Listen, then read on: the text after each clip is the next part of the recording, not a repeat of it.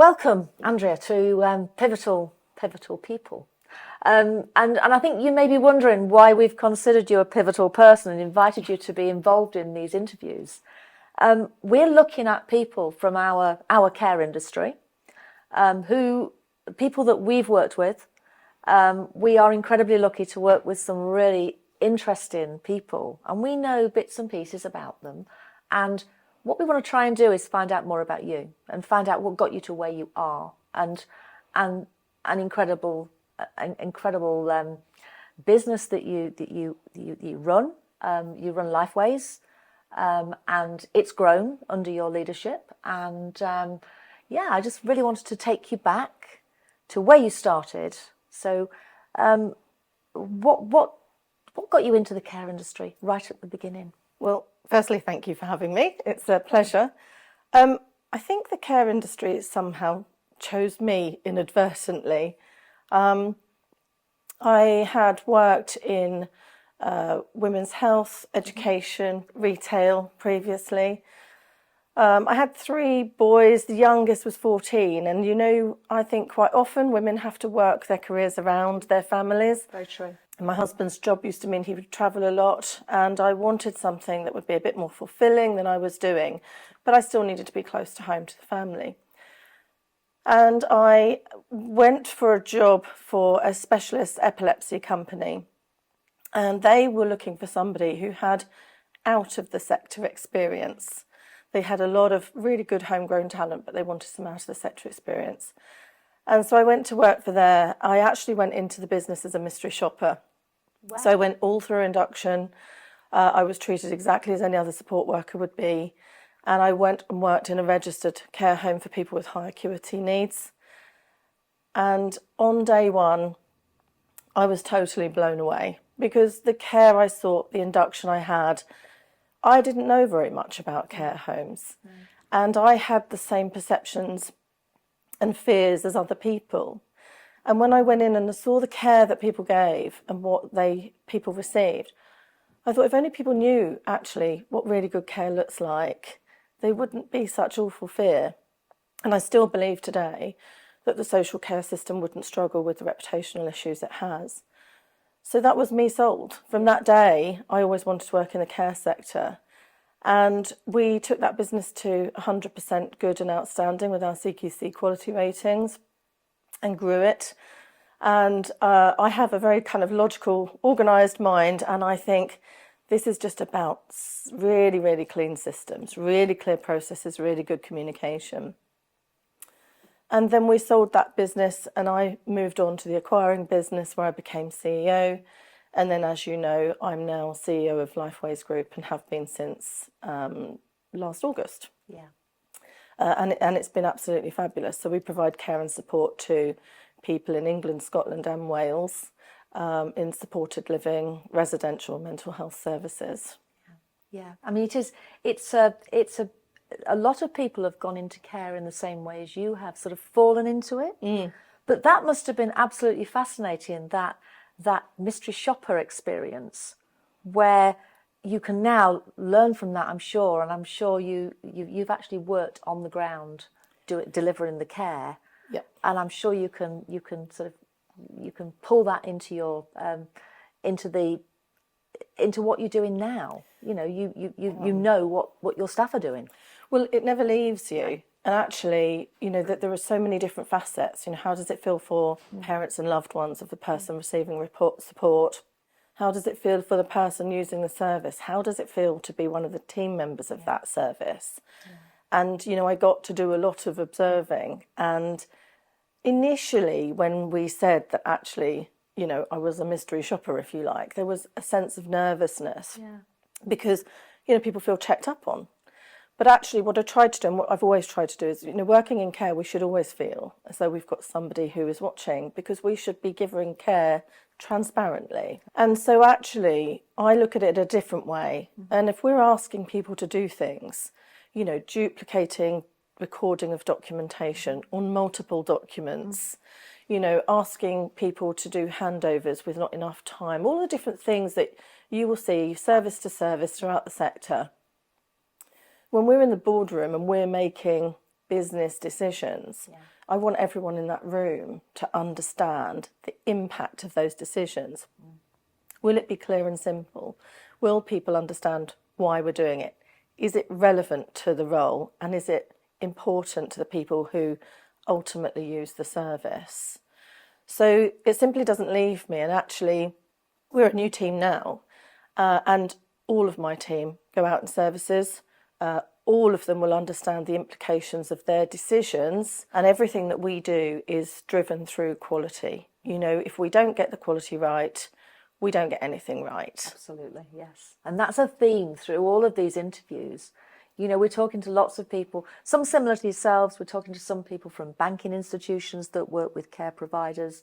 We're talking to consultants. We're talking to all sorts of people. But that thing about you can't make a business, a quality business, without the quality care. Absolutely. And I think the people that understand that are the people that are the most successful. And I think that's really, really important. And I think that frontline teams know whether you care or not. Absolutely. And they want their leaders to care. And if you don't care, you will be found out straight away.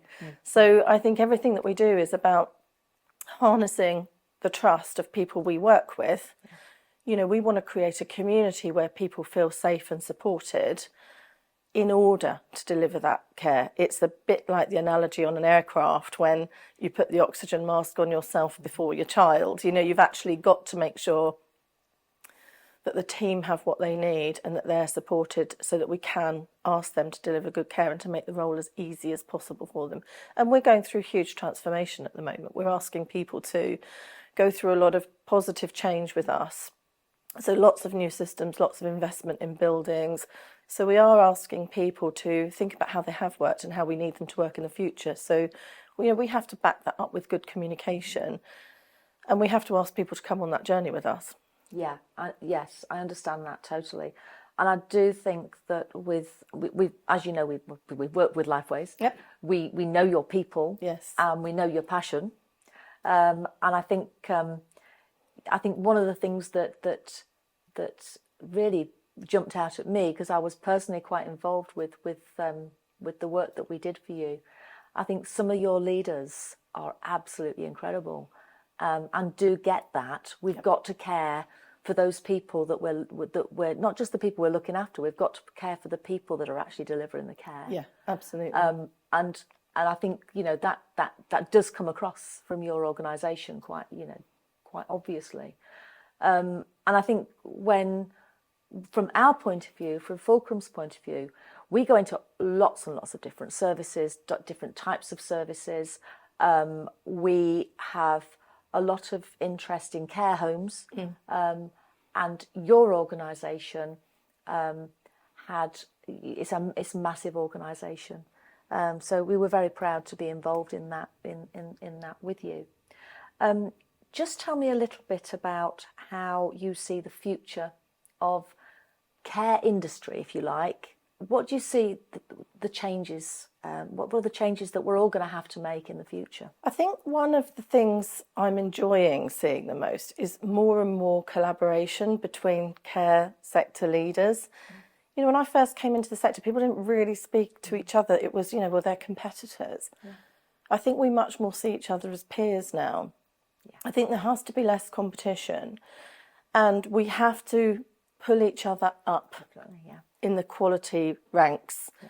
And I want all of my peers to be successful and have great quality services, because unfortunately the demand still outstrips the supply, and so there's no need to operate in any other way. So I think that's something that we're seeing, lots of more collaborative working. We've had a really successful collaboration with one of our funders recently, where we co-produced and opened a new service for people with very complex mental health needs, which was extremely successful. And I think what I would like to see, and I don't think you'll have anyone sit on a chair who won't say the same, is smoother integration between the other health services. And it's still really quite upsetting to see social care seen as, you know, a bit of a third wheel, if you like. Definitely. And yet we can provide so much support, getting people out of hospital, keeping people out of hospital. And, you know, that's not just about cost and impact on primary care services. That's about the person's experience. Yeah. You know, if we can provide and meet people's complex needs in their own homes, they don't have to waste time in hospital where they don't want to be either, then we should. But we obviously have this constant battle and this resistance in the transition pathways.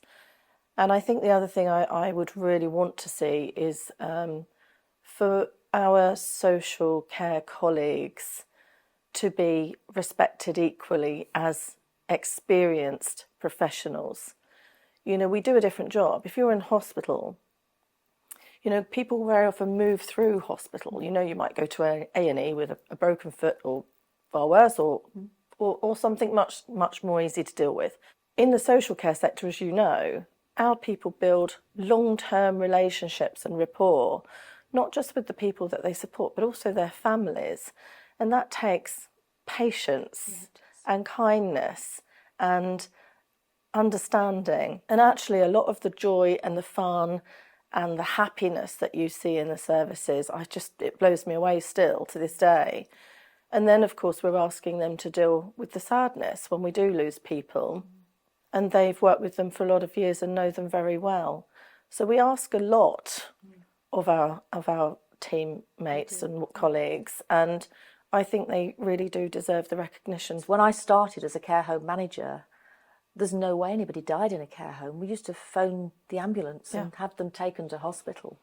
And now nobody goes, well, very, very few people leave the care site.